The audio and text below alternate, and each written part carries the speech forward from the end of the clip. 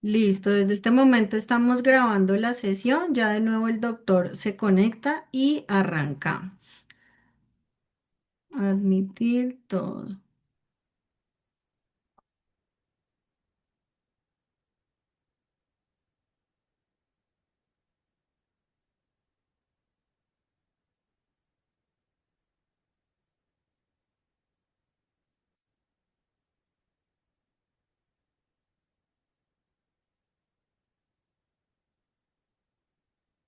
Un segundito.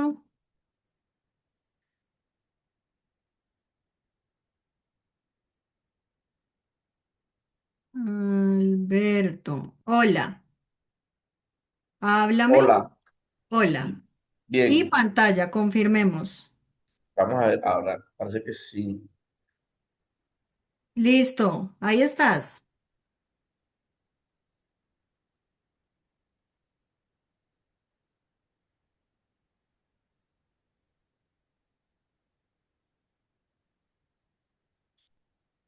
Mm,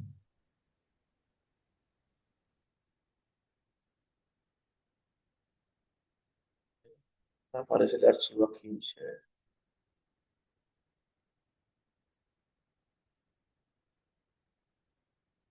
Segundo y vuelvo a intentar porque no me aparece el archivo.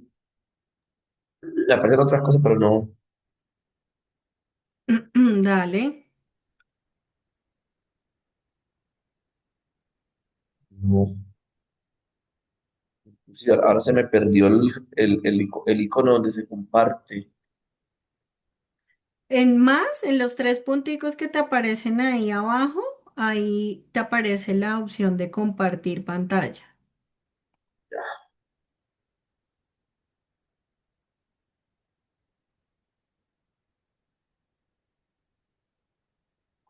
Pero, o sea, no me aparece el PowerPoint, yo lo tengo abierto y no me aparece. Si Ya, bajas hasta, ¿listo? ya. Sí, ya. Ah, listo, perfecto. Ya creo que está cargando. Perfecto. Pero Listo, mi doc. Ahí simplemente ya es poner modo presentación y ya quedas últimamente está molestando este computador, o no sé si es la tranquilo. aplicación, no sé qué será. Bueno, apreciados colegas, nuevamente disculpas por eh, el impasse técnico. Hoy vamos a hablar sobre anatomía y fisiología del oído. Ustedes dirán, ah, pero ya lo vimos en la universidad, pero no crean, una cosa es verlo en la universidad y en el cadáver y otra cosa es cuando ya empezamos a verlo en vivo y en directo. No solo con un videotoscopio o con un otoscopio, sino cuando tenemos un otoendoscopio, estamos haciendo un lavado y revisando todo lo que tiene que ver con el tema de la anatomía y todas las estructuras que encontramos allí. Entonces, siempre tenemos que ver esta parte.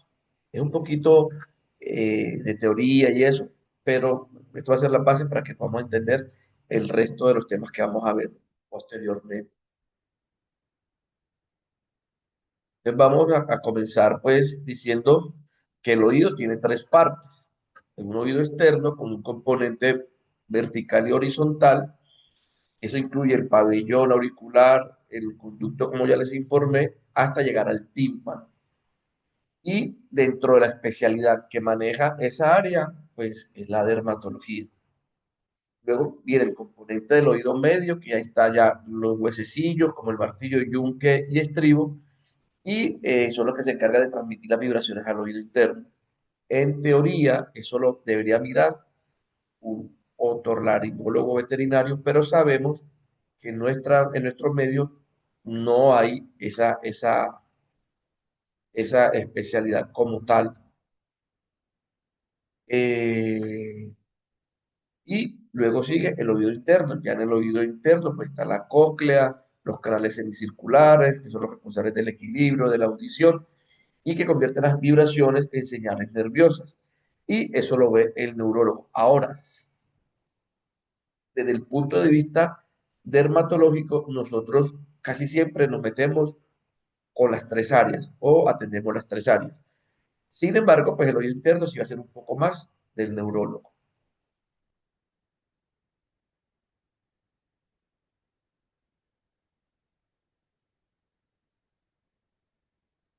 Ahí tenemos pues una gráfica del oído. Como yo les mencionaba, este es el oído externo, incluye el pabellón. Aquí está el cartílago auricular vertical, que es el que le va a dar sostén a la oreja o le va a dar la forma. Está su componente vertical, su componente horizontal, hasta la membrana, y aquí está la parte del oído externo, o sea, el oído medio, pues. Pero aquí es esto.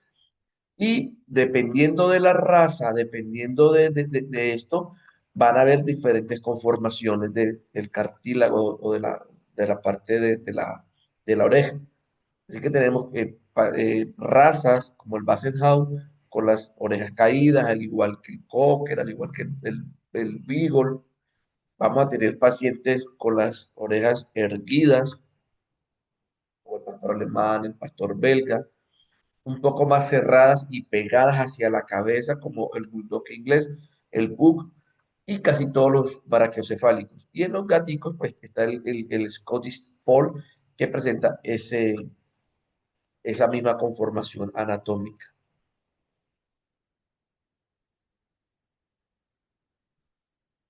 Aquí tenemos la visualización de los tres componentes del oído como tal. Está el oído externo, el oído medio, que va desde la membrana timpánica, y luego viene el oído interno, que está aquí arriba, ¿verdad?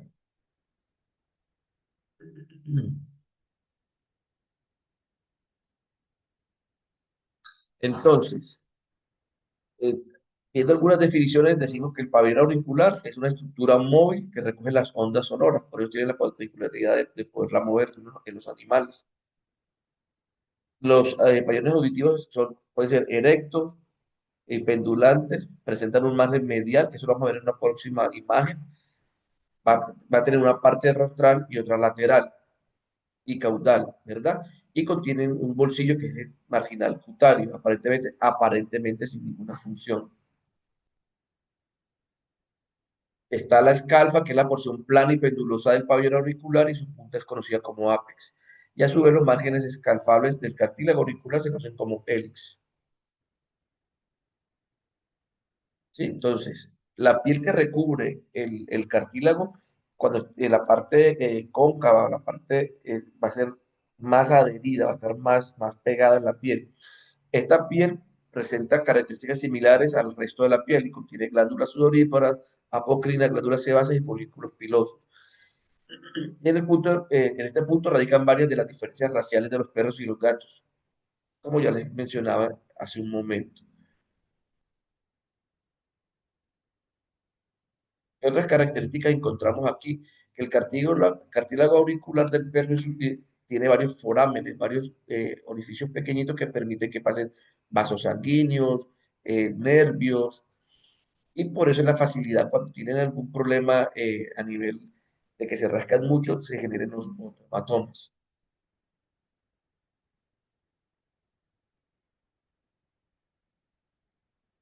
También en la oreja tenemos unos músculos, ¿sí? Que son los músculos rostroauriculares, los caudoauriculares y los ventroauriculares. Básicamente su función es poder que el perro pues, pueda mover la oreja hacia donde él necesita para poder eh, captar los sonidos y moverla hacia donde ellos pues, necesiten o quieran hacerlo.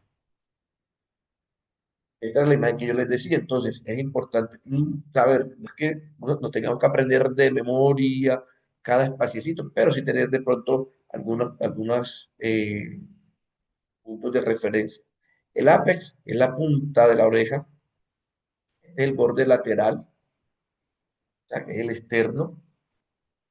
Está el antélix, que como una bolita que vemos en la entrada de la oreja cuando lo estamos revisando. Está el bolsillo marginal cutáneo, que decíamos que aparentemente no tiene ninguna función. Está el antitrago, que es esta otra parte de aquí, lateral de la oreja. Está la incisura intertrágica, por aquí, por donde entramos cuando vamos a revisar el oído, por la parte del piso de la oreja, es como un surquito, por ahí es cuando entramos con el equipo para poder revisar la oreja. Está el borde medial del hélix, está la espina del hélix, está la incisura tragoelicia, está el pilar lateral del hélix, el pilar medial también. Y esto, viéndolo con piel y todo, al quitarle la piel, esto es lo que queda, el cartílago está allí en la oreja. Esta imagen fue tomada del manual práctico sobre la otitis externa del perro del doctor Martín Cordero, ¿vale? Entonces, dice que el canal auditivo externo es el que comunica el pabellón auricular, que es, esta parte, con el tímpano o membrana timpánica, que es la última estructura antes del oído medio. Y como ya les decía, tiene dos porciones, una porción vertical, que viene siendo esta. Aquí quedó la imagen, se generó muy cortico la porción vertical y luego la parte horizontal. El cartílago auricular nuevamente diseñado o mostrado con la parte ósea también del cráneo.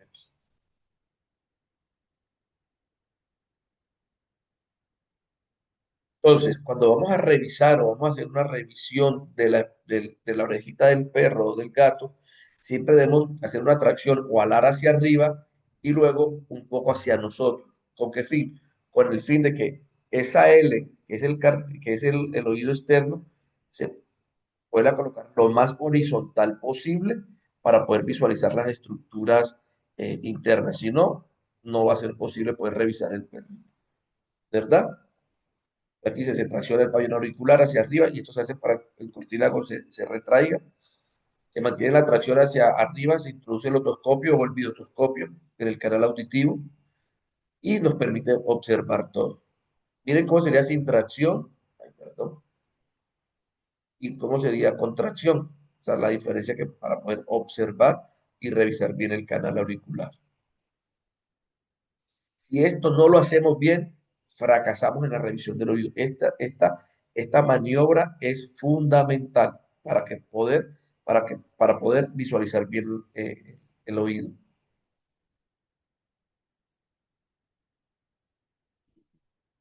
Entonces, tenemos el cartílago auricular, el cartílago anular y el canal auditivo externo. Esto es como si hiciéramos un corte y estuviéramos viendo como una forma tubular la, la estructura del oído externo. Y aquí hablamos de unas longitudes y unos diámetros. La longitud promedio del canal externo dentro del cartílago auricular es de 4,1 centímetros y su diámetro es aproximadamente 5,8. ¿Para qué nos sirve esto? Para poder saber qué punta o qué aditamento voy a utilizar dentro de mi videotoscopio o mi otoscopio para poder revisar el canal. Siempre cometemos un error y es que al utilizar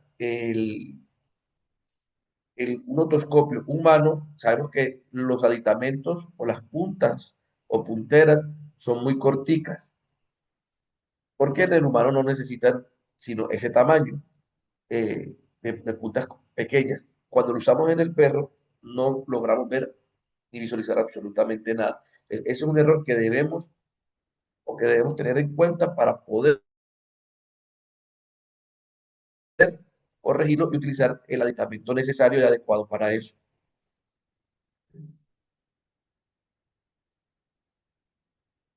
Otras características acá el canal auditivo horizontal en el perro es que es bastante vascularizado a diferencia del gato. El del gato es más pálido, menos vascularizado. Y siempre vamos a encontrar pelos llegando al tímpano. Esa es una de las cosas o señales que permiten guiarnos para saber que estamos llegando al tímpano. Y dependiendo la raza, va a haber mayor o menor cantidad de pelos. Esos pelos no se deben arrancar, no se deben quitar. salvo que veamos que están muy apelmazados, están causando un problema, ahí sí, pero el resto nunca se deben quitar. En caso yo no los quito. Hay otra cosa que tenemos que tener en cuenta. En las razas brachycefálicas, este canal horizontal no va a ser perfectamente un tubo, se va a formar como un cono. A, a diferencia de los dolicocéfalos y las otras razas, aquí se va a formar como un embudo. Y la mayoría de veces no vamos a lograr visualizar la membrana timpánica. Entonces, esos pelitos nos van a ayudar uno. Y por eso, cuando tenemos sospechas de otitis medias en ese tipo de razas, importante haber realizado una tomografía o una resonancia. ¿Cuándo decido, cuándo hago una y cuándo hago la otra? Si no hay signología neurológica, hago una tomografía. Si hay signología neurológica, debo hacer una resonancia. ¿Por qué es importante esto? Porque si yo tengo un oído medio afectado por una otitis media, valga la redundancia, debo hacer la meningotomía. Pero como yo no puedo eh, hacer una evaluación de esa membrana timpánica que me dé indicios de que allí está pasando algo, me toca valerme previamente de esa resonancia, esa tomografía, porque allí casi siempre vamos a tener que trabajar a ciegas, ¿verdad? El cerumen. Esto definitivamente es normal en el oído, normal totalmente. Y más adelante en otra lámina vamos a observar cómo es la limpieza o cómo se da la limpieza del oído. Se da por sí sola, igual en nosotros los humanos. Entonces, son secreciones lipídicas de las glándulas ceruminosas y sebáceas que contienen ácidos grasos margárico, linoleico, esteárico y oleico en su mayoría. Y aquí vamos a ver la composición de ese contenido lipídico. En un oído normal, el contenido lipídico va a ser más o menos de un 49,9% y ya cuando hay una otitis externa, ese contenido lipídico disminuye a un 24,4%. Y se dice, se cree, se sospecha que al disminuir esa proporción de ácidos grasos, va a aumentar la humedad relativa dentro del oído y eso va a hacer que sea un medio propicio para que empiecen a sobrecrecer las bacterias que son habitantes normales de oídos, pero que al alterarse su medio empiezan a sobrecrecer.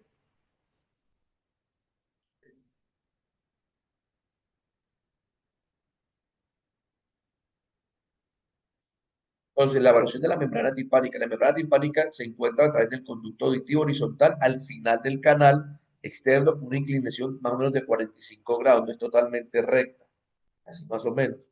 Se trata de una membrana delgada en su parte ventral y más gruesa en la periferia. Y consta de dos partes, que está la pars flácida, que es la parte superior, y la pars tensa, que es la membranita esa transparente o medio, un poquito opaca que observamos en el, cuando estamos haciendo la revisión del oído. En este sitio, aquí donde estoy señalando, es donde hacemos las menicotomías. Y si queremos saber o guiarnos si es un oído izquierdo o uno derecho, nos guiamos porque aquí se ve el maleolo del martillo. Aquí se ve. Entonces, si va hacia este lado, señala hacia la izquierda, es el oído izquierdo, y si se señala hacia la derecha, es el oído derecho. Esto nos sirve para guiarnos de pronto, si estamos viendo una biotoscopía y queremos saber qué oído estaban revisando, es un punto de, de referencia. En los gatos, eh, huesecillo es un poco más recto, no tan echado hacia un lado, hacia el otro, mucho más recto.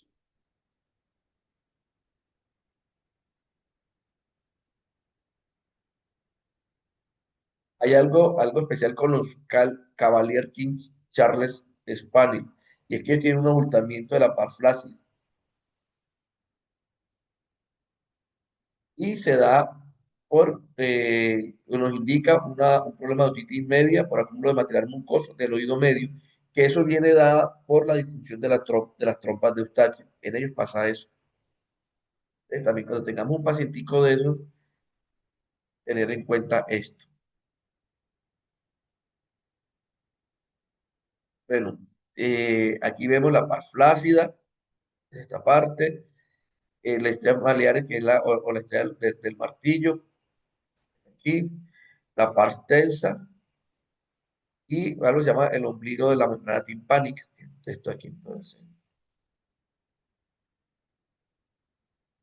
Es lo mismo, ya con un dibujito, un esquema, y detalles para revisar cuando estamos haciendo la otoscopía. Esta membrana, cuando hacemos la meningotomía, tiene una capacidad de regeneración, de recuperación, más o menos 3, 4, 5 semanas, en algunos casos un poquito más.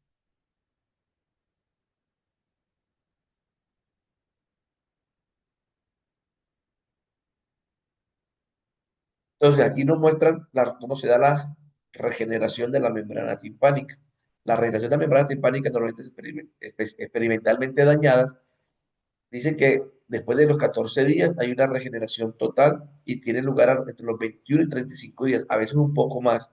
Histológicamente, las membranas timpánicas regeneradas aparecen más gruesas que como estaban antes. Siempre se engrosan un poquito. Y aparece el día 0 y el día 21 a 35. Hay una regeneración completa. Y esto era lo que yo les decía, la migración epitelial, que es un mecanismo que tiene el oído para autolimpiarse. Entonces, aquí pues, hicieron un estudio y pusieron unas gotas de tinta en la parte flácida, gotas de tinta en la parte tensa, que es la zona 1, y gotas de tinta en la parte tensa, zona 2. Y midieron la velocidad de movimiento. 96,4 micrómetros por día se mueve desde la parte tensa y desde la par flácida 225,4 micrómetros día. Es el movimiento que tienen para hacerse la autolimpieza. La interrupción o disrupción de este proceso conlleva que al inicio y perpetuidad de las otitis externas, por lo que su restauración es muy clave en el tratamiento para evitar la recurrencia de estos casos.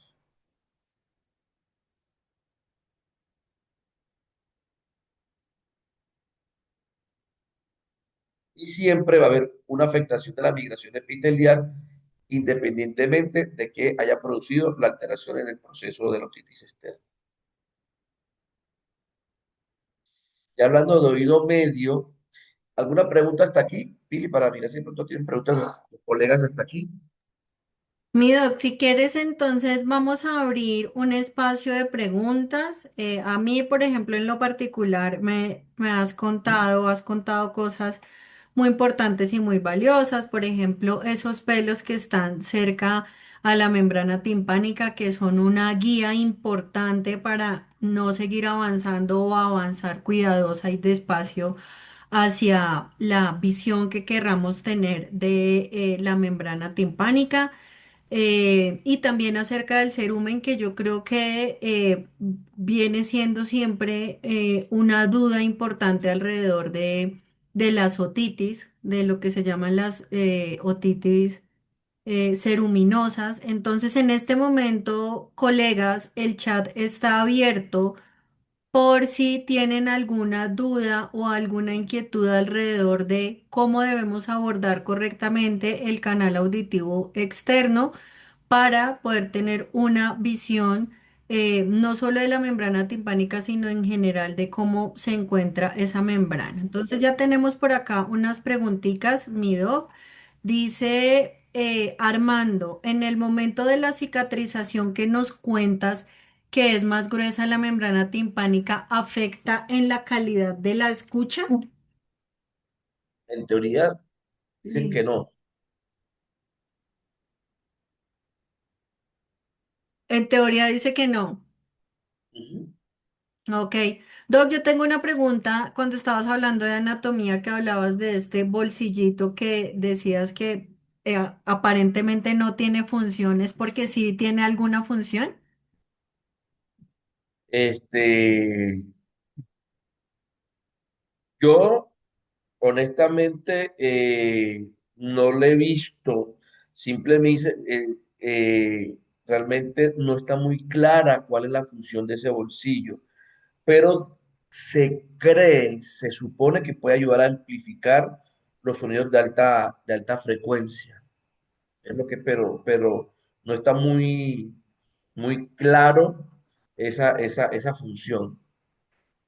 Ok, tremendo. Mi doc, antes de avanzar, a mí sí me gustaría que nos dejes un poquito claro. Nos mencionabas que en el tema de la otoscopía en pacientes braquicefálicos, debido a la anatomía de ese canal auditivo que tiene, tiende a ser como un cono, ¿hay algún momento en el que genuinamente desde la otoscopía va a ser muy difícil llegar a ver la membrana timpánica? Y mencionabas algo acerca de dos pruebas diagnósticas de imagenología alrededor de cuál escoger y cuál no. ¿Tú podrías, porfa, confirmarnos cuando, pues, recordarnos cuando tenemos signos neurológicos, cuál Se hacer? congeló, ¿Se se te congeló, congeló? Pili. ¿Ahí me Sí, oyen? Ahí, hola, hola, hola. Hola. ya se escuchó. Listo. Te preguntaba que nos mencionabas que en los pacientes braquicéfalos, no, por la anatomía del canal auditivo nunca se llega a ver casi la membrana timpánica porque se reduce muchísimo el canal en la otoscopía. Y decías, ¿nos puedes por favor recordar cuál es la prueba o sí, la prueba diagnóstica de imagenología que debemos hacer cuando tenemos signos neurológicos y cuando no tenemos, por favor? Cuando tenemos signos neurológicos, resonancia. Ok. Y cuáles son los signos neurológicos? La de cabeza, pérdida de equilibrio, ataxia, nistagmo, puede haber parálisis facial. Cuando está afectado también algún oído, la parte de la nariz se puede resecar. Y la tomografía cuando no hay signología neurológica. Ok, listo, perfecto. Y antes de avanzar, creo que yo tengo muchas dudas más hoy. Se dan cuenta que muchos de ustedes seguramente ejercen. Yo ya estoy un poquito alejada del ejercicio, pero del ejercicio clínico, pero te quería hacer otra pregunta. Dentro de la práctica clínica y de oído, muchas veces se menciona que es que llevé al perro al río o a la piscina y le entró agua en el oído. Y eso fue causal de otitis. Y creo que ahorita que tú mencionabas acerca de ese proceso normal de limpieza del oído, pues naturalmente el oído, así como está diseñado, me corrige si no, para eliminar o expulsar el cerumen, pues claramente, seguramente también lo hace con el agua. Entonces, si de pronto podrías reforzar un poquito esa información, porque creo que durante mucho tiempo todos también fuimos víctimas de ese mito de le dio otitis porque lo llevé al baño o y le dejaron meter, o llega el tutor diciendo, no, es que lo llevé a grooming y le entró agua en el oído y por eso le dio titis. Bueno, si yo tengo un paciente que tiene la predisposición a una otitis, hablemos de una otitis alérgica, que es lo que más se ve, y le cae agua y no se limpia, sí se podría generar una otitis por ese caso. O si tengo un paciente que constantemente está metido de pronto en un río, los labradores, estos perros que de pronto les gusta mantener metidos a toda hora en el agua, si es constante, eso podría ser una causa para que se les dé. Pero si un perro que viene a baño, tiene sus oídos normales y todo, mm, la teoría dice que no tiene por qué darle otitis, salvo que, como te digo, esos dos casos: humedad permanente por su quehacer diario, su diario vivir, o que tenga la disposición ya por una condición de base. De resto no tendría por qué. Ok, entonces naturalmente un perro sin predisposición, su aparato, digamos que muscular del oído y del canal auditivo lo ayuda a expulsar o eliminar agua o incluso el limpiador óptico que utilicemos en la rutina, tendría que La salir o misma, ser eliminado naturalmente. la misma cera repele el agua, la misma cera que está allí. Por eso cuando se alteran esos componentes, es que aumenta la humedad y al aumentar la humedad, entonces genera el sobrecrecimiento de bacterias y eso allí. Ok, perfecto. Bueno, mi doc, hoy, claro que con el tema anatómico no se generan tantísimas dudas. Entonces, en este momento, colegas, bueno, me llega una última preguntita. ¿Cómo abordas un paciente con diagnóstico de síndrome vestibular? Lo primero es lo que yo les decía, resonancia. Lo mando a hacer, lo mandaría pues, a hacer una resonancia. Yo, honestamente, me apoyo mucho con un colega neurólogo que tenemos aquí en Barranquilla, ¿verdad? Pero lo primero sería la, una resonancia para mirar si hay algún daño o hay alguna alteración en oído medio o en oído interno. Y normalmente también me apoyo con el colega neurólogo.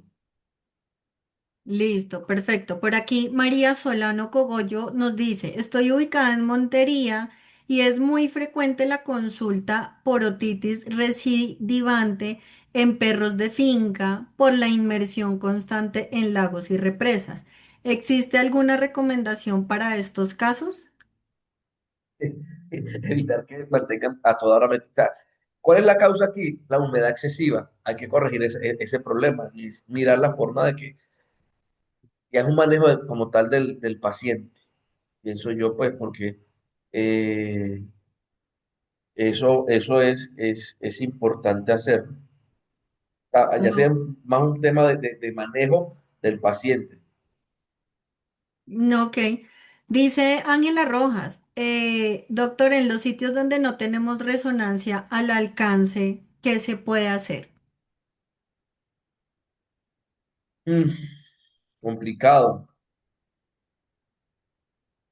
Complicado porque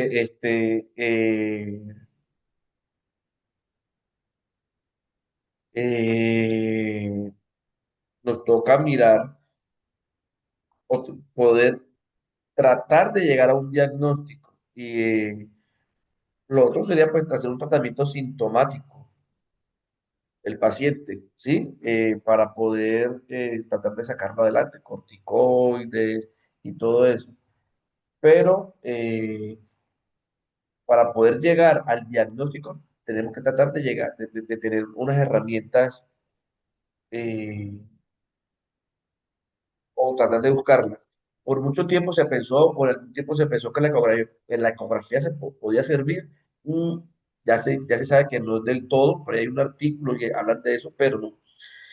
Segundo, la radiografía, hoy por hoy sabemos que no es lo mejor, pero si no hay más nada, pues por lo menos tratar de buscar esa guía. No es lo mejor, pero si es lo que tenemos, eso. Y el ideal, como les digo, lo ideal sería lo otro, pero se entiende que hay muchas partes que no hay o hay personas, por más que haya, de pronto por los costos tan altos de ese tipo de, de procedimientos, de pronto no van a poder acceder. Entonces sería un tratamiento sintomático con el fin de mirar a ver cómo se puede estabilizar el paciente. Y eso sería ir un poquito como a ciegas. Perfecto. Si es que nos dice Ángela Rojas que ella dice que sin temor a equivocarse cree que en República Dominicana aún no hay resonadores veterinarios. No, y en muchas partes del país no hay resonadores veterinarios tampoco, en Colombia tampoco. Mm. Nos toca hacer convenios con entidades de humanos bajo una serie de, de acuerdos de confidencialidad y todo, porque tener un perro, un gato en un sitio de esos les puede dar para eh, que le cierren el sitio. Eso Ok. toca ir de noche, disfrazado, como si fueran un bebé. O sea, es una partafernalia bastante. Entonces, de hecho, yo no tengo acceso directamente a ese tipo de cosas. Entonces, aquí hay un par de colegas que tienen acceso y a través de ellos yo los remito para que puedan hacer de eso. O sea, tampoco es que digamos que no. Toca con lo de humanos. No, ok. Listo. Bueno, voy a cerrar el chat y tengo Hay dos hay preguntas. otra pregunta. Sí, hay Sí, dos. Sí, sí, sí. No, ya lo voy a cerrar para resolver estas y mm, darle continuidad. Dice, tengo entendido que la fuerza centrífuga ejercida en el canal auditivo al momento de la sacudida de la cabeza no permite la acumulación del agua. ¿Es cierto esto? claro, al hacer esto, por algún tipo de fuerza tiene que sacudir. De hecho, es un mecanismo, pienso yo, para sacudir, un mecanismo de él, del paciente o del perro, para poder sacudir, de tratar de eliminar la mayor cantidad de líquido de su cuerpo y de todas sus partes. Entonces, creería que sí, sí debe funcionar. Listo. Y por acá nos hace una pregunta Juan Carlos Torres, que supongo que esto lo veremos ya en la siguiente sesión, ya puntualmente cuando hablemos de otitis, pero podemos adelantar un poquito. Dice, cuando se presenta otitis en caninos, ¿qué enfermedad dermatológica de base la puede estar generando? La dermatitis atópica. Recordemos, colegas, que las causas de otitis son seis: ácaros, masas, cuerpos extraños, alergias, enfermedades autoinmunes y enfermedades hormonales, ¿verdad? Sabemos que las enfermedades Ujú. hormonales afectan piel y pueden generar problemas en los oídos, porque la piel o el canal no es más que la continuación de la piel de los animales. Las hormonales, las autoinmunes, también pueden generar problemas allí, o el pénfigo puede generar costras a nivel del pabellón auricular, pero definitivamente la enfermedad o la que produce el gran porcentaje de otitis son las alergias. Unos hablan de un 70, otros hablan de un 85% de causa de una otitis, las alergias. Y normalmente la dermatitis atópica.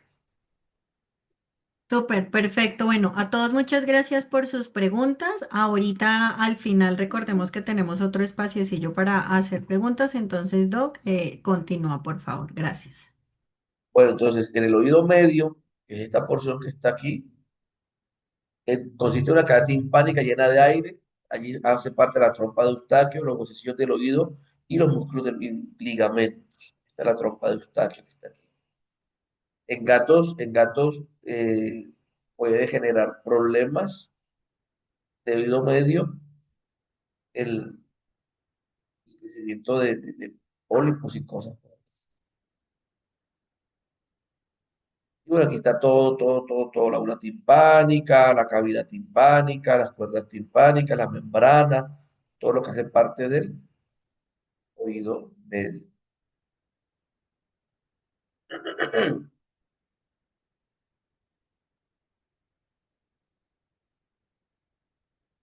Pues bueno, la cavidad timpánica consiste en un receso epitimpánico pequeño o una cavidad ventral grande, que es esta que está aquí, ¿verdad? Existe una abertura elíptica en la pared dorsal en la cavidad ventral que comunica la cavidad timpánica propia y la que se observa en el perro, una cresta incompleta, mediante la que se puede acceder a la bula timpánica. La capacidad de la bula timpánica, esto aquí, es más o menos de 1,5 centímetros. También se habla pues de la composición del aire que está aquí dentro de él, porque es de más o menos un 83% de nitrógeno, un 4,7 de dióxido de carbono, un 12% de oxígeno. Y dicen que la composición de estos gases podrían generar algún tipo de patología como tal, pero no conozco realmente cuáles son esas patologías que podrían generar este tipo de gases como tal.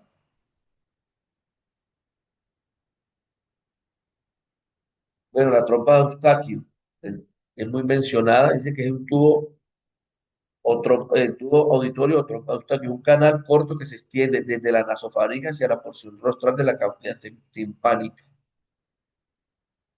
Su pared lateral mide aproximadamente 8 milímetros de largo y es del doble de longitud de la pared medial. El tubo es oval con un diámetro máximo de 1,5 milímetros.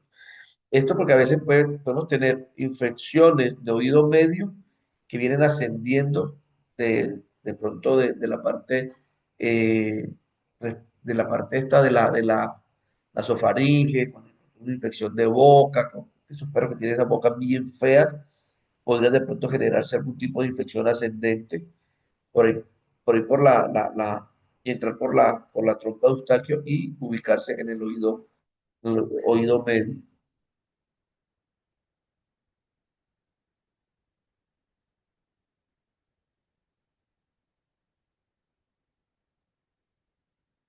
Aquí están los huesecillos pues, del, del oído como tal. Coloco esto, pero realmente esta parte sí ya para nosotros como tal, en la parte de otología y eso, ya eso funcionaría más para de pronto los neurólogos y esa parte.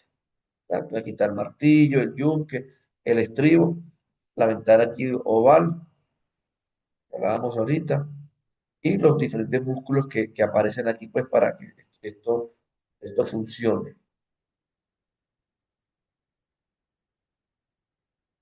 En cuanto al oído interno, pues este es el laberinto.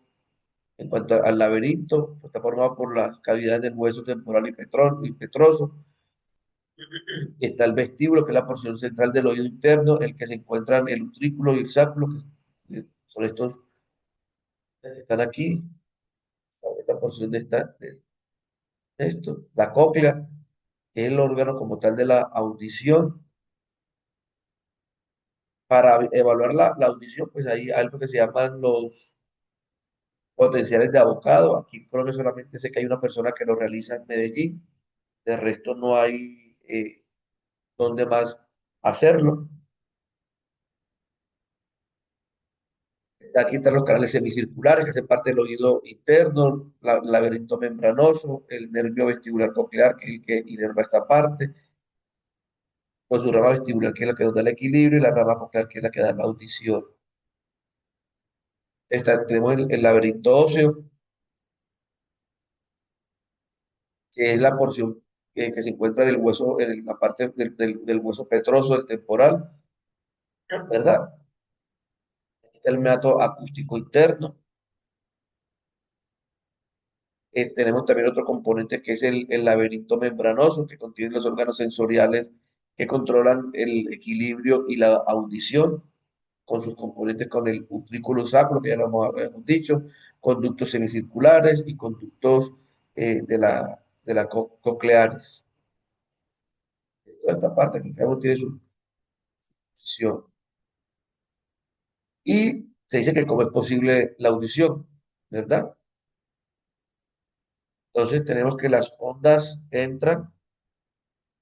sonoras entran, vibran aquí en la membrana timpánica, hacen la transmisión de los huesecillos, se va a través de la perilinfa, llega a la ventana coclear redonda y allí pues está la estimulación de los órganos de corte y la transmisión nerviosa para que se dé la, eh, como tal la audición.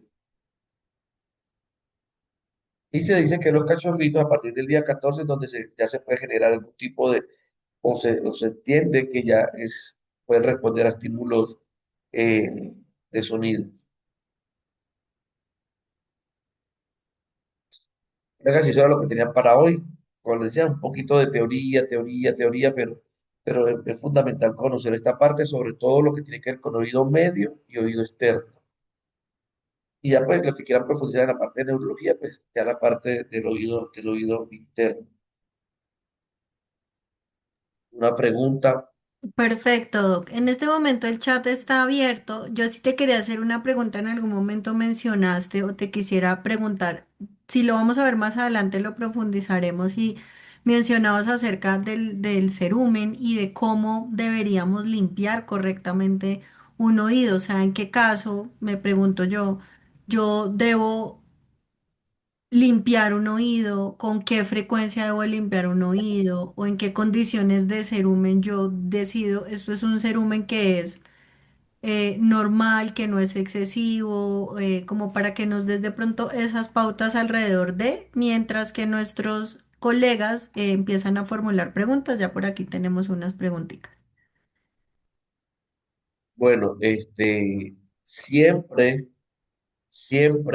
que vamos a hacer un tratamiento, dependiendo del volumen de cera que observemos, si vemos que ya un oído debe tener cera, pero no debe ser excesiva, no debe estar rellenando todo el canal como tal. Entonces, siempre que vamos a hacer eh, un tratamiento para una otitis, debemos con, primero hacer una limpieza, ¿verdad? Con un producto que me haga o me destruya la cera si es contenido excesivo de cera. En este caso, pues podemos utilizar el que manejan ustedes, que es el Extaloe Vera, ¿verdad? Pero si tengo eh, moco, que se llama biofil, debo utilizar un producto que me rompa ese biofil.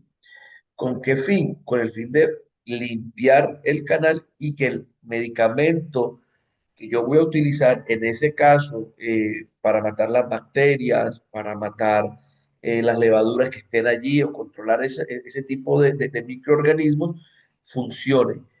Si yo no hago eso, es como el ejemplo que le pongo a las personas. Si yo trapeara sin barrer, se forma un fangal allá, se forma algo, eh, se le forma un fangal allá y no me va a permitir que el producto que esté utilizando me haga, me haga, eh, me haga su acción. Entonces, eso, uno, cada cuánto y por cuánto tiempo, normalmente el tratamiento lo hago por 10 días, limpiador auricular y luego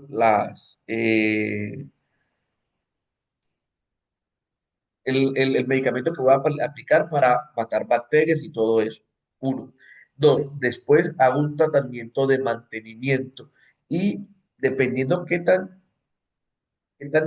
cera se genere, lo puedo colocar 2 veces por semana o una vez por semana, ¿verdad? Este, eso básicamente lo manejo así. Ahora, hay pacientes que definitivamente toca hacerle una otoscopia y un lavado bajo anestesia general, porque hay mucha cera, porque está ese biofil allí pegado y no nos va a permitir eh, que tengamos una muy buena recuperación de ese oído. Ok, listo, gracias. Bueno, por aquí ya hay algunas preguntas. El doctor Bernal Betker dice, ¿una ruptura de la membrana timpánica podría generar un síndrome vestibular periférico o qué parte anatómica específica la específica del oído es la afectada para desarrollarse y por qué falla? Una ruptura sí nos puede generar una alteración de un síndrome vestibular, ¿sí? Y más cuando utilizamos medicamentos que no se deben usar con membrana timpánica rota. Son muy escasos los medicamentos que podemos utilizar con la membrana timpánica rota. Entonces, si aplicamos medicamentos, nos pueden generar aún más eh, esa manifestación neurológica. Pero sí, la membrana timpánica sí puede, la ruptura como tal sí nos puede generar algún tipo de, de, ¿de qué? De síndrome vestibular. Ok, listo, doctor Bernal. Bueno, dice Jairo Chávez. Anatómicamente, ¿cuál es la función de la huella timpánica? Y la resonancia es el medio diagnóstico ideal para las posibles patologías de la huella. ¿Cómo? Perdón, se me cortó a mí. Anatómicamente, tiene dos preguntas esta Ajá. letra. Anatómicamente, ¿cuál es la función de la huella timpánica? Es proteger los huesecillos y amplificar la frecuencia, la frecuencia sonora de las frecuencias de bajas. ¿Cómo te digo? Espérate, se me fue las frecuencias bajas.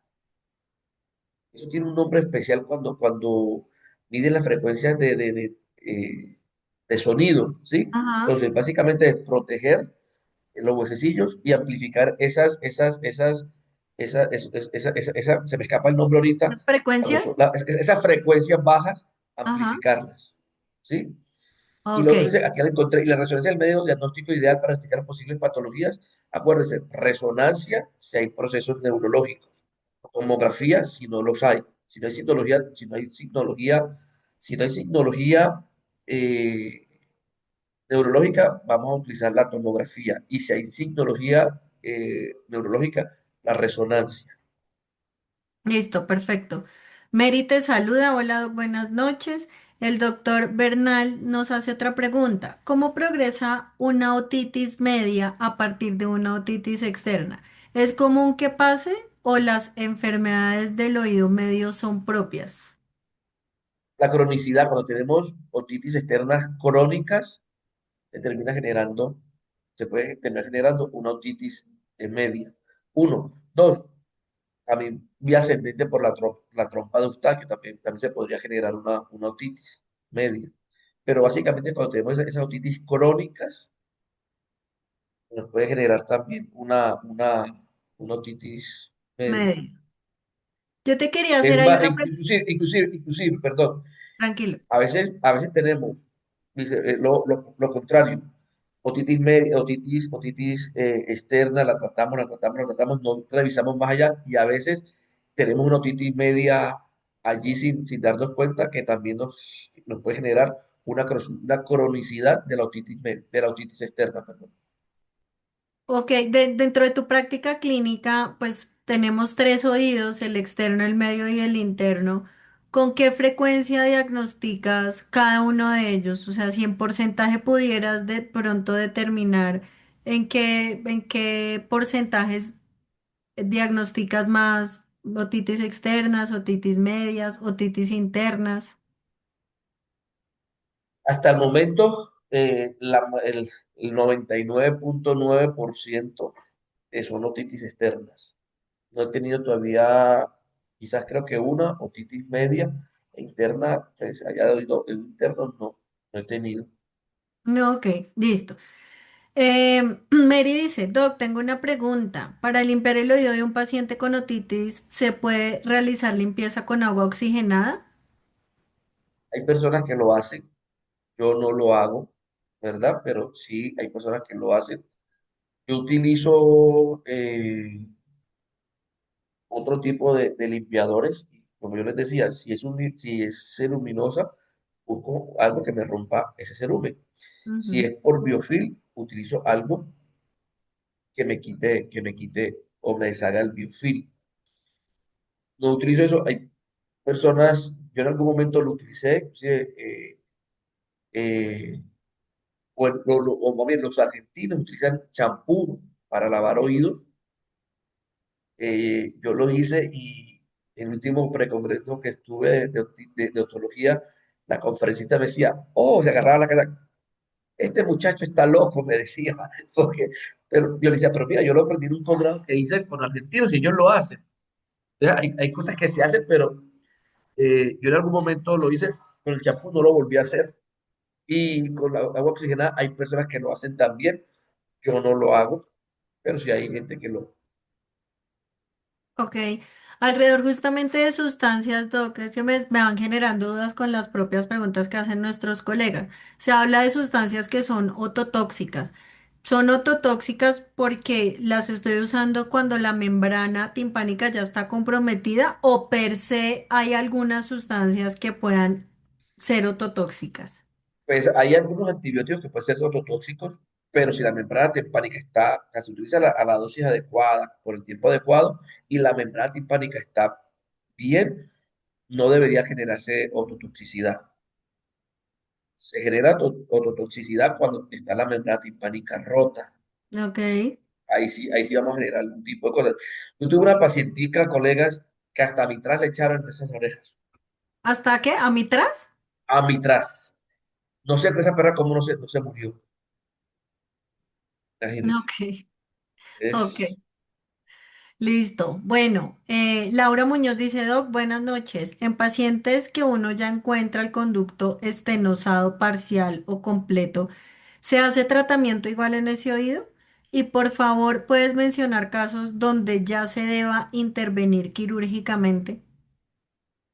bueno, colegas, si está esterosado, hay que limpiarlo, pero ya de pronto no va a ser fácil limpiarlo con un limpiador convencional, sino que nos va a tocar entrar a hacer una otodoscopía con un lavado bajo anestesia general. Por favor, los lavados con anestesia general, no despiertos, eso duele, y duele mucho. Uno, dos, y viendo qué es lo que estamos haciendo. La idea, por eso podemos llegar a tener ototoxicidad, porque no sé qué estoy limpiando, cómo está la membrana timpánica, y allá escurriéndole algún medicamento que puede ser muy bueno, o seguramente es muy bueno, pero que por el mal uso que le estamos dando, trabajando a ciegas, va a generar problemas más que beneficios. Y la culpa no es del medicamento, es de la persona que lo está utilizando de la manera incorrecta. Entonces, siempre, por favor, utilizar, eh, visualizar el conducto. No les digo que tienen que tener un otoscopio como el que tengo yo o algo, pero sí, por favor, algo que les permita evaluar de forma permanente lo que están haciendo.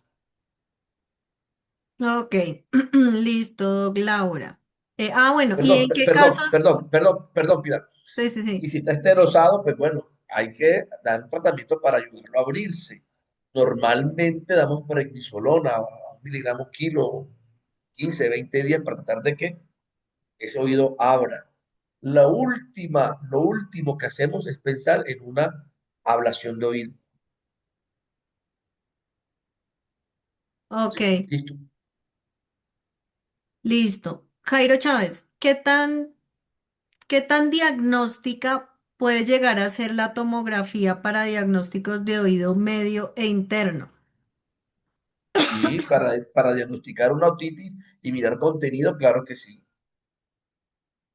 Hablamos de oído medio. Oído interno ya, eso lo trata el neurólogo, pero para oído medio siempre es lo que se recomienda.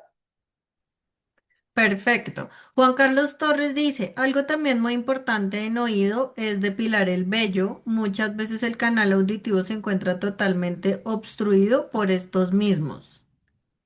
Pero los vellos que están aquí afuera, y eso, hay que mirar si están apelmazados, si están obstruyendo, sí, pero no jalarlos, cortarlos. Hay gente que los ala, y eso no, eso irrita más, cortaditos.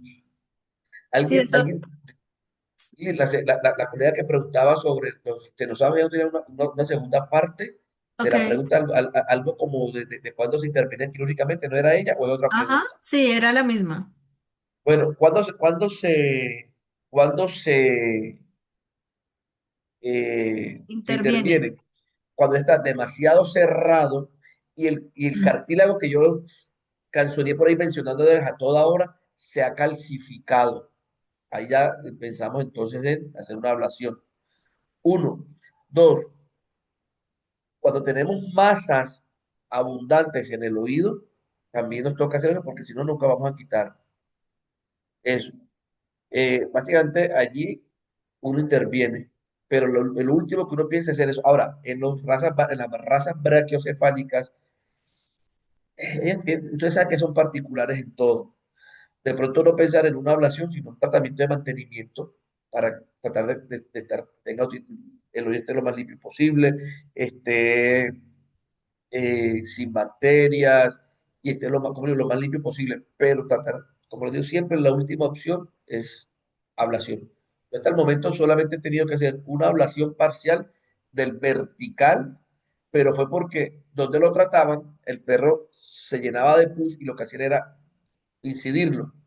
incidirlo, incidirlo. Y lo que generaron fue una estenosis que no cabía ni siquiera un copito o, ¿cómo le llaman en otros países? Un cotonete, por ese. Entonces, eso era lleno allí de pus. Entonces nos tocó hacer la ablación del vertical, quedó con su horizontal y quedó funcional y logramos revertir esa otitis permanente que tenía ese pobre perrito allí. No he tenido, afortunadamente, no he tenido que pensar en una ablación completa. Yo no hago esa cirugía, yo tengo alguien que me la realizaría. Sí, como tal, yo no hago ese tipo de cirugías, pero es lo último que de pronto buscamos hacer en los animalitos. Ok. Y Algo, afortunadamente, por lo menos, si tenemos de pronto masas en los oídos y son pocas, nosotros contamos pues con un láser diodo y a través del otoscopio entramos y cauterizamos esas masas. perfecto. Quería, antes de avanzar a la siguiente pregunta, si querías hacer algún comentario también adicional acerca de la depilación del vello. Recuerden que hoy hablamos Cortado, de que llegando a la membrana igual también hay un vello que es normal y pues me imagino que menos habrá que arrancar ni cortar, pues supongo que es una, pues digamos que naturalmente también está diseñado ese vello para proteger la membrana timpánica y sí, entonces recortar y no arrancar porque durante mucho tiempo creo que era normal la práctica de de arrancar arrancarlo, y sí. mucho cuidado porque muchos de nuestros groomers tienen esa práctica. Entonces, si en sus clínicas veterinarias pues tienen servicio de grooming y peluquería, pues por favor hacerle la recomendación a sus peluqueros, a sus groomers que no reduzcan en la medida de lo posible al 100% esa práctica de arrancar pelo del canal auditivo. Listo. Del doctor Bernal dice, si sospechamos de una ruptura de membrana timpánica en un paciente con otitis media, ¿qué principios activos comúnmente presentes en gotas óticas están estrictamente contraindicados por ototoxicidad y daño a células celíacas del órgano de Corti? Pues bueno, más fácil decir cuáles utilizar. Yo tengo, yo reviso y tengo un paciente con la membrana timpánica rota, yo mismo preparo las gotas, solución salina, dexametasona y enrofloxacina. No vamos a tener problemas eh, para tratar allí las bacterias y eso. Y para limpiar escualeno. El escualeno es como un aceite que se puede utilizar para limpiar el oído cuando la membrana timpánica está rota. De resto, no utilizo nada más. Ok. Dexametasona, enrofloxacina Y, eh, so- y y solución salina, en solución salina. ¿Y el ceruminolítico? escualeno. Es listo, perfecto, listo, doctor Bernal. Bueno, Sheila dice, buenas noches, ¿con qué compuestos puedo realizar limpieza de oídos? Si depende de la secreción que tiene. Por eso, a ver, si es biofil, tenemos que utilizar un mucolítico. La N-acetilcisteína allí no serviría. Ok, Si es ceruminoso, pues los componentes que tiene Extaloe. esta aloe vera Ajá. nos van a ayudar a disolver la cera, ¿verdad? Ácido acético, ácido, Láctico dice ácido aquí, acético, ácido láctico que nos ayudan a diluir, salicílico, y salicílico nos el, ayudan a ED diluir el el, cerumen. el EDTA también. Ujú. Glicerina también te ayuda mucho en caso de que sea cerumen, en el caso pues de los componentes que nosotros tenemos en nuestro limpiador óptico. Y gracias por la cuñita, mi doc. Y tiene Perfecto. extracto de aloe vera que nos va a ayudar a desinflamar, también ayuda a desinflamar, a cicatrizar y todo. Ujú, a reducir la irritación del canal auditivo. Perfecto. Dice Estefanía Gómez. Buenas noches. En primera instancia, muchas gracias por el tema dado en la sesión de hoy. La primera es si me podrías repetir el nombre y explicar, por favor, la prueba para la evaluación de la audición. Se llama potencial de abocados. Explicártela como tal, honestamente no la sé porque yo no la realizo, nunca la he realizado, nunca la he estudiado como tal. Sé que al paciente bajo anestesia general le colocan un montón de electrodos aquí y como que le mandan unos estímulos, eso es conectado un aparato a un computador y creo que le mandan unos estímulos y miran cómo se comporta el cerebro, si mal no estoy, vuelvo y te digo, no nunca la he estudiado, yo no voy a poner a echar carreta, y miran unos estímulos y ven cómo se comporta. Básicamente es eso. Aquí en Colombia, como les decía, hay una sola persona que la hace, en Brasil ya hay varias personas, sino que es un equipo bastante costoso. Yo estuve averiguándolo y vale más de,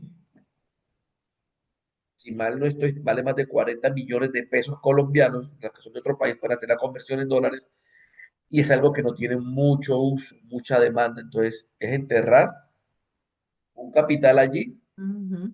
como tal, y la verdad por eso no me he metido en ese cuento, y no manejo muy bien esa prueba porque no la realizo. Ok, potencial de abocado. Abocado, sí. Listo, listo. Y la otra es, la otra es, en cuanto a los limpiadores auriculares, se ha visto tutores que lo utilizan como si fuera una rutina en pacientes que no presentan sintomatología. ¿Haría adecuada esta acción o en sí, cuál sería No, su recomendación? colegas, todo en exceso es malo. Y el limpiar, lo que va a generar es una alteración en esa limpieza natural del oído. Ujú, Si no necesito intervenirlo, lo dejo quieto y que por forma natural haga su limpieza como tal el organismo. Entonces, eso es lo que pasa con los tutores a veces, que como es que hay quedó limpio, abusan de los productos. Y ujú. no es que el producto sea malo, sino que el exceso de la limpieza, el exceso de lo que hicieron, genera problemas. Sí, entiendo que ustedes los dermatólogos tienen como un principio es que un oído sano, pues no se toca. ¿Para qué? Lo que está quieto se deja quieto. Ujú. Listo. El doctor Bernal, mejor dicho, me encanta su participación. Lo voy a tener en cuenta para algunas actividades que vamos a hacer al cierre del curso, doctor Bernal. Dice, tuve un caso de un paciente que un colega le enviaba agua oxigenada porque tenía otitis crónica y recurrente. Identifiqué el caso y venía con problema de dermatitis atópica canina. Se controló y su problema de oído mejoró. Aquí, el agua oxigenada, ¿qué tanto beneficio o daño trae al conducto o partes estructurales del oído? Eh,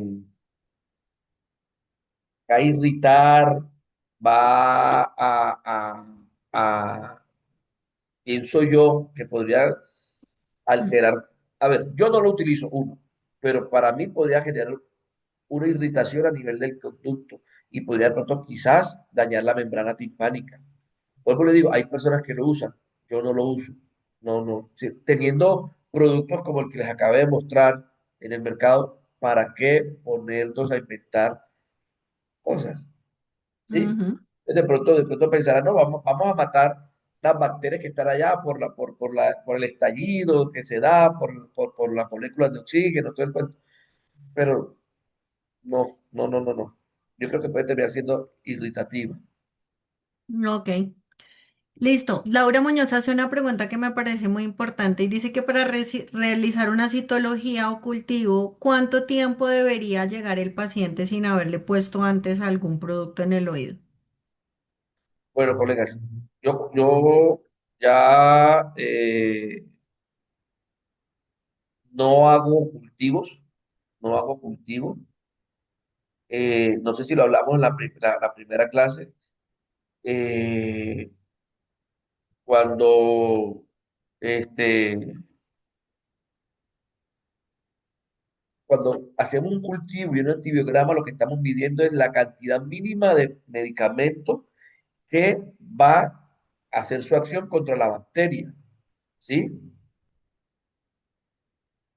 Y yo, cuando coloco la gota directamente en el oído, estoy colocando más cantidad de lo que realmente la bacteria, por más resistente que sea, va a entrarle 100, 200, 300 veces más. Entonces, no, hoy por hoy hay dos corrientes. Hay gente que le gusta hacer cultivo, otros no hacemos cultivo y esa es la explicación por el cual no lo hacemos. Eh, en cuanto al tema para de pronto hacer la citología, yo creería 2, 3 días sin aplicarle nada para que de pronto no me vaya a alterar el contenido de esa crema o de ese líquido que le eche allí, me vaya a interferir en la visualización de ¿qué? De los microorganismos o de las células que vaya a encontrar ahí. Ahí yo te hago una pregunta, que si tengo un oído que está con un contenido de cerumen importante, ¿está bien hacer una limpieza previo a la citología o tú envías una limpieza durante unos 3 días y luego dejar el oído quieto sin nada 3 días y ahí sí llevarlo a la No, citología? no. A ver, yo intento revisar ese oído. Si ese oído duele mucho, molesta y todo, pues bueno, hay que desinflamarlo, hay que darle corticoides y nada más, porque si me duele yo no le puedo decir a la tutora que le vaya y le escarpe ese oído porque es que eso va a ser, eh, más doloroso, ¿sí? Pero el oído no, o sea, yo no lo mando a limpiar, que me lo traigan así y Ok, así yo puedo, así puedo mirar qué microorganismos hay allá. perfecto. Dice María Solano, y ya estas son nuestras últimas dos preguntas, mi doctor. Dice, doctor, ¿existe la posibilidad de lesión o otitis por causa de los juegos pirotécnicos? En esta ya le creo que a uno aquí cerquita, pues no creería porque lo que genera el daño a la membrana timpánica cuando hay una explosión es la potencia de esa onda explosiva, ¿verdad? Y, Ok, eso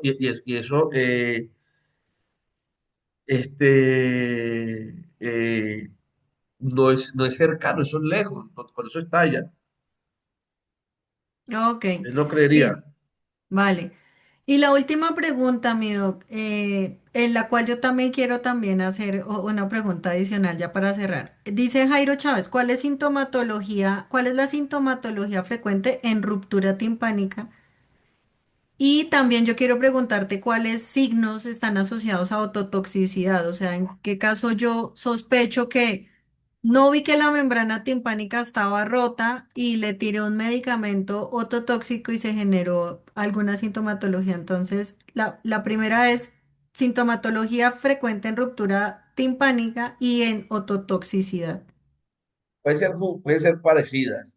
Nistagmos, incoordinación, ladeo de cabeza, sacudida de cabeza, secreciones abundantes también, dolor. Ok. Listo. Porfirio nos dice, por el color de la secreción se puede tratar tentativamente de identificar la causa o del cerumen.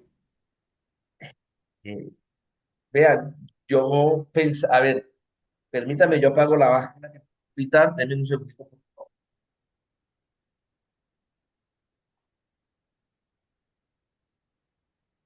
Bueno, mientras tanto, Ya, ya dale, dale. llegué. Bueno, Listo, listo. Secreción, color de la secreción para bueno, identificar tentativamente causas. inclusive a veces por el olor. La secreción oscura y que huele como a queso maduro, uno dice, uy, malas heces.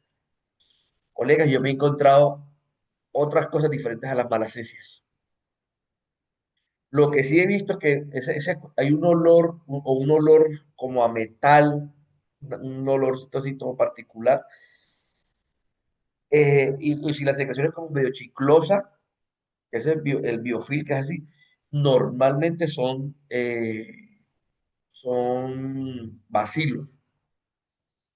Pero como les digo, o sea, como antes decía, huele a parvo. No. Ahora ustedes dirán, hacemos una citología, pero es que vamos a hacer un triconjugado. Sí, pero es que depende de lo que yo encuentre allí. Si yo encuentro cocos, pues normalmente utilizamos gentamicina, ese tipo de cosas. Si yo encuentro bacilos, yo voy a utilizar quinolonas. Ah, que viene con